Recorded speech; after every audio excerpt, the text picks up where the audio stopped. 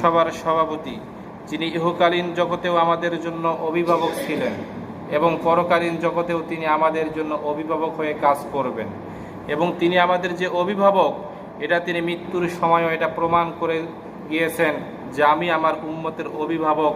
আল্লাহ পাক রব্বুল আলামিনের হুকুমে মৃত্যুর শয্যায় বিশ্বনবী সাল্লাল্লাহু আলাইহি ওয়াসাল্লাম তিনি মৃত্যুর সময়ও মন খারাপ করে বসেছিলেন। জিবরাইল আলাইহিস সালাতু ওয়াস সালামের মাধ্যমে আল্লাহ পাক রব্বুল আলামিন ওহী পাঠালেন, হে জিবরাইল, আমার বন্ধু কেন মন খারাপ করেছে, একটু জেনে আসো।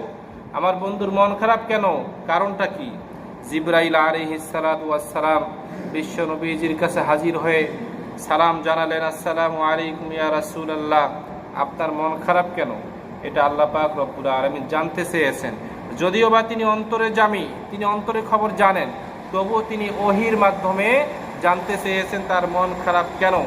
বিশ্বনবী সাল্লাল্লাহু আলাইহি ওয়াসাল্লাম জিবরাইল আলাইহিস সালাতু ওয়াস সালামকে বললেন, ভাই জিবরাইল, আমার মন খারাপ এই কারণে, আমি যখন দুনিয়া থেকে যখন চলে যাব, যখন আমার মৃত্যু হয়ে যাবে, তখন আমার এই পাপিষ্ঠ গুনাহগার উম্মতের অবস্থা কি হবে?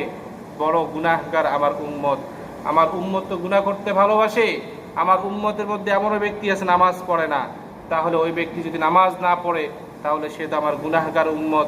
কাল কিয়ামতের ময়দানে যদি এই গুনার বোঝা মাথায় লইয়া কিয়ামতের ময়দানে যদি আমার উম্মতের হাজিরা দেয়, তাহলে আমি তাদেরকে কিভাবে বাঁচাবো? আমি এই টেনশনে আমি ব্যস্ত হয়ে পড়েছি। আমি এই টেনশন করতেছি আমার গুনাহগার উম্মতের অবস্থা কি হবে। জিবরাইল আলাইহিস সালাতু ওয়াস সালাম রব্বুল আলামিনের কাছে ফরিয়াদ করেছেন, রব্বুল আলামিন, আমি আপনার উম্মতের কাছে গিয়ে যে মেসেজটি নিয়ে এসেছি, সেটা হলো আপনার প্রিয় হাবিব, আপনার প্রিয় নবীজি সাল্লাল্লাহু আলাইহি ওয়াসাল্লাম যখন মৃত্যুবরণ করবেন, মৃত্যুবরণ করার পর তার যে গুনাহগার উম্মতের কথা আমার কাছে বর্ণনা করেছেন, তার গুনাহগার উম্মতের অবস্থা কি হবে।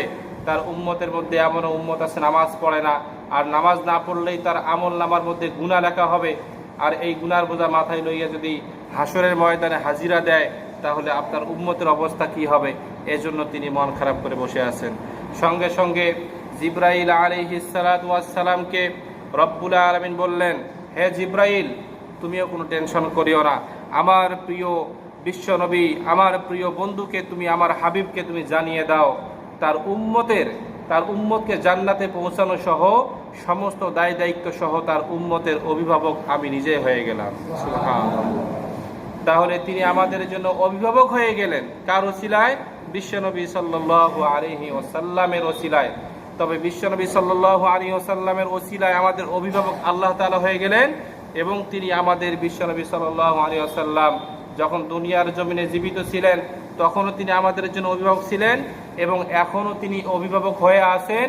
এবং কিয়ামতের ময়দানেও তিনি আমাদেরকে জাহান্নাম থেকে বাঁচানোর জন্য আল্লাহ তাআলা কুদরতি পায়ের উপর সেজদায় লুটে পড়ে তিনি আমাদেরকে জাহান্নামের আগুন থেকে বাঁচানোর জন্য সেজদায় লুটে পড়বেন, বলি সুবহানাল্লাহ।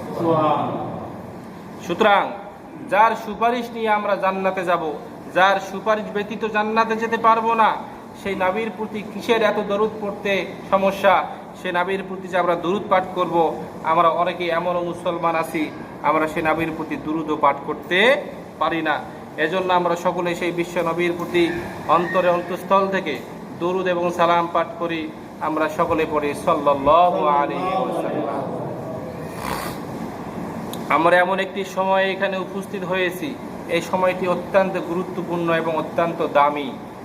এই সময় যে আমাদের মাঝ থেকে অতিবাহিত হয়ে যাচ্ছে, এই সময়গুলো আমরা আর কখনো ফিরে পাবো না। আজকে যে ফজরের নামাজের আজান হওয়ার পরে যে সময়টা চলে গেছে, এই সময়টা আমরা কিয়ামত পর্যন্ত আর কখনো ফিরে পাবো না। সুতরাং সময় থাকতে আমাদের সকলকে সময়কে গুরুত্ব দিতে হবে। সময় থাকতে আমাদেরকে সময়কে গুরুত্ব দিয়ে সামনের পথগুলো পাড়ি দিতে হবে। কেননা কাল কিয়ামতের ময়দানে আল্লাহ পাক রব্বুল আলামিন আপনাকে প্রতিটা সময়ের বিষয়ে জিজ্ঞাসাবাদ করা হবে। প্রত্যেকটা সময় তুমি এই সময়গুলো কিভাবে কাটিয়েছো? তোমার কানের মধ্যে আজান গিয়েছে, আজান শোনার পরেও তুমি এই আজান থেকে নামাজের সময় পর্যন্ত এই সময়টা তুমি কোথায় কাটিয়েছো? আজান শুনেছো, নামাজ পড়েছো কিনা? প্রত্যেকটা সময়ের জন্য প্রতিটা সেকেন্ডের হিসাব আমাদেরকে আল্লাহ তাআলার কাছে অবশ্যই দিতে হবে। এখন আমরা অনেকে মনে করি যে আমি নামাজ পড়ি না, আমি তো শুক্রবারে আসি, শুক্রবারে এসে নামাজ পড়ে আল্লাহ তাআলার কাছে আমি আল্লাহ তাআলার কাছে ক্ষমা চাই, আল্লাহকে আমাকে ক্ষমা করবে না? লা তাকনাতু মির রাহমাতিল্লাহ, আল্লাহ তাআলা বলে তোমরা আমার রহমত হতে নিরাশ হয় না, আল্লাহ তাআলার রহমত হতে নিরাশ হয় না, এটা বুঝলাম। তবে আল্লাহ তাআলা আপনাকে ক্ষমাও করবে এটাও বুঝলাম। তবে যে আল্লাহ যে আপনাকে ইসলামের মধ্যে পরিপূর্ণভাবে প্রবেশ করতে বলেছেন, আপনি কি ইসলামের মধ্যে পরিপূর্ণভাবে প্রবেশ করেছেন? আপনি পরিপূর্ণভাবে ইসলামের মধ্যে প্রবেশ করেন নাই। আপনি এই কানের মধ্যে যে ফজরের আজান ঢুকেছে, আজান ঢোকার পরেও আপনি বাড়িতে বালিশের মধ্যে মাথা লাগায় আপনি আরামে ঘুমাচ্ছেন। এমনকি রাত্রে ইশার নামাজের আজান শোনার পরে আপনি চায়ের দোকানে বসেছিলেন। এটার জন্য কি আল্লাহ তাআলার কাছে আমাকে জবাব দিতে হবে না? অবশ্যই জবাব দিতে হবে। এই জবাব দেওয়ার জন্য আমাদেরকে তৈরি হতে হবে। কেননা কোন সময় আপনি কি করেছেন, কোনো সময় আপনাকে ছাড় দেওয়া হবে না যে আসর থেকে মাগরিব পর্যন্ত কি করলাম, কিয়ামতের ময়দানে এই সময়টুকু যে আমাকে ছাড়তে হবে তা কিন্তু নয়। বলা হয়েছে প্রত্যেকটা সেকেন্ডের হিসাব আমাদেরকে আল্লাহ তাআলার কাছে দিতে হবে। আজকে কয় তারিখ? আজকে ইংরেজি মাসের সম্ভবত 29 তারিখ। আমাদেরকে যদি কাল কিয়ামতের ময়দানে যদি জিজ্ঞাসা করা হয় যে 28 তারিখ থেকে 29 তারিখ, এখন বাজে 1:14, 28 তারিখ থেকে 29 তারিখে 1:14 পর্যন্ত কোথায় কি করেছো, আমার মনে হয় এতটুকুর হিসাব আমরা কেউ দিতে পারবো না। আর কাল কিয়ামতের ময়দানে আমাদের কাছ থেকে এতটুকুর হিসাব নেওয়া হবে না ভাই, আমাদের কাছ থেকে আমাদের পরিপূর্ণ জীবনের হিসাব নেওয়া হবে। এই জীবনটাতে আমি কি করলাম, কোথায় কি করেছি, কেন নামাজ পড়ি নাই, কি কারণে নামাজ ছেড়ে দিয়েছি, আজান কি আমার কানের মধ্যে পড়ে নাই, পড়েছে। সব কিছুর হিসাব আমাদেরকে আল্লাহ তাআলার কাছে দিতে হবে। এবং এই হিসাব দেওয়ার পরে যদি আমরা হিসাব সঠিকভাবে দিতে পারি, তাহলে আমরা কি করব? তাহলে আমরা জান্নাতের মধ্যে প্রবেশ করতে পারবো। তাছাড়া হিসাব দেওয়া ব্যতীত সামনে আগানো কখনো সম্ভব নয়। আর এই সমস্ত হিসাবের মধ্য দিয়ে সর্বপ্রথম বিশ্বনবী সাল্লাল্লাহু আলাইহি ওয়াসাল্লাম বলেন, আউয়ালু মা ইউহাসাবু বিহিল আবদু ইয়াউমাল কিয়ামাতিস সালাহ। নিশ্চয় আমরা এই হাদিস অনেকে শুনেছি, এই হাদিসের অর্থ আমরা অনেকে জানি, কিন্তু এই হাদিসের অর্থ জানলে কি হবে ভাই? এই হাদিসের অর্থের আমল তো আমাদের মধ্যে নাই। হাদিসের অর্থ কি? কাল কিয়ামতের ময়দানে সর্বপ্রথম আমাদের কাছ থেকে কিসের হিসাব নেওয়া হবে? নামাজের হিসাব নেওয়া হবে। এটা যদি একজন সাধারণ মুসল্লিকে বলা হয়, বলেন তো কিয়ামতের ময়দানে আগে আপনার কাছ থেকে কিসের হিসাব নেওয়া হবে? আপনি বলবেন নামাজের হিসাব নেওয়া হবে। অথচ নামাজের হিসাব নেওয়া হবে এটা আপনি জানেন, আমিও জানি নামাজের হিসাব নেওয়া হবে, কিন্তু আমি কি ভাই নামাজ পড়ি না। অথচ জানি হিসাব কিন্তু আমাদেরকে দিতে হবে, আমাকে হিসাব দিতে হবে, অথচ আমি নামাজ পড়ি না। তাহলে আল্লাহ আমাকে মাফ করবে? মাফ করবে না। কেন মাফ করবে না? আপনি জানেন যে নামাজের হিসাব দিতে হবে, এরপর আপনি নামাজ পড়ছেন। আপনি না জানার ক্ষেত্রে যদি ভুল করেন, এটা আল্লাহ তাআলা মাফ করতে পারে। আর জানার পরে যদি ভুল করেন, এটা আল্লাহ তাআলা কখনো মাফ করবে না। যেমন শিরিক, এই শিরিকের গুনাহ আল্লাহ তাআলা কখনো মাফ করে না, এটা আমরা অনেকে জানি। এখন জানার পরে যদি আপনি শিরিক করেন, আল্লাহ কি আপনাকে মাফ করবে? করবে না। সুতরাং আমাদের সকলকে এই সময়গুলোকে গুরুত্ব দিতে হবে। সময়ের হিসাব যেহেতু আমাদেরকে দিতে হবে, তাই সময়কে গুরুত্ব দিয়ে সামনের পথগুলো আমাদেরকে চলতে হবে। আল্লাহ পাক রব্বুল আলামিন আমাদের সকলকে সময়কে গুরুত্ব দিয়ে 5 ওয়াক্ত নামাজের পাবন্দী হওয়ার তৌফিক দান করুন। আমরা সকলে পড়ি আমিন। এবং আমরা যে ঈদুল আজহা পার করলাম, আমরা যে কুরবানি দিয়েছি, এই কুরবানির শিক্ষা কি? এই কুরবানির শিক্ষা আমাদের সকলকে ধরে রাখতে হবে। কুরবানির পরে 5 ওয়াক্ত নামাজের প্রতি যত্নবান হওয়া। অনেকেই ঈদের সময় আসলে ইবাদত বাড়িয়ে দেয়, কথা বলেন ঠিক কিনা? ঈদের সময় আসলে ইবাদত বাড়িয়ে দেয়, আবার ঈদ শেষ হয়ে গেলে তাদের ইবাদত কি হয়ে যায়? কমে যায়। রমজান আসলে ইবাদত বাড়িয়ে দেয়, লাইলাতুল কদর, শবে কদর, এরপরে যে আরো আনুষ্ঠানিক যে ফজিলতপূর্ণ কিছু রাত আছে, এই রাতগুলো আসলে আমরা ইবাদত বাড়িয়ে দেই।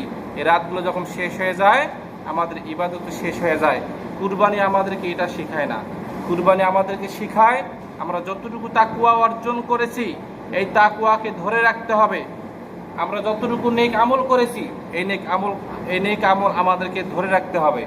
এখন অনেকে যদি মনে করেন যে কুরবানি দিলাম, এই কুরবানি দেওয়ার 2-1 দিন আগে থেকে নামাজ পড়বো, আমার কুরবানি শেষ, আমার নামাজও শেষ। কেননা বেনামাজিদের পক্ষ থেকে যে কুরবানি কবুল হতেও পারে, নাও হতে পারে, এটার কোনো গ্যারান্টি নাই। এখন আপনি যদি মনে করেন যে আমি এই কয়দিন নামাজ পড়লাম, আমি খাঁটি মুমিন, এখন এই মুমিন হওয়া অবস্থায় আমি কুরবানি দিলাম, তাহলে কি আপনার কুরবানি কবুল হবে? কুরবানির মূল শিক্ষা কি? কুরবানির মূল শিক্ষা হচ্ছে একজন মুমিন সেই প্রকৃত মুমিন যে ব্যক্তি নিয়মিত ইবাদত করে, যে ব্যক্তি আল্লাহর সন্তুষ্টি অর্জন করার জন্য আল্লাহ তাআলার বিধিবিধানগুলো মেনে চলে, ফরজ নামাজ নিয়মিত আদায় করে।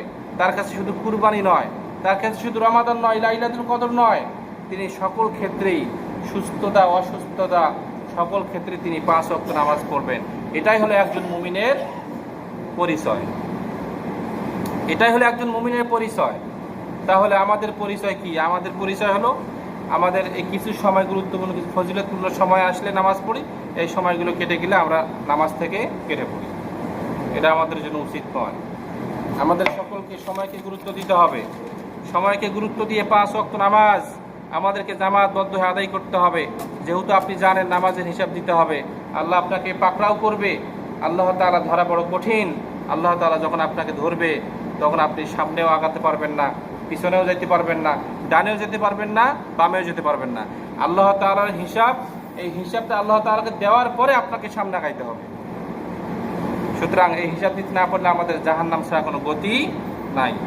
সুতরাং আমরা যারা এখানে উপস্থিত আছি ভাই, সকলকে আহ্বান করি 5 ওয়াক্ত নামাজের জন্য মেহেরবানি করে।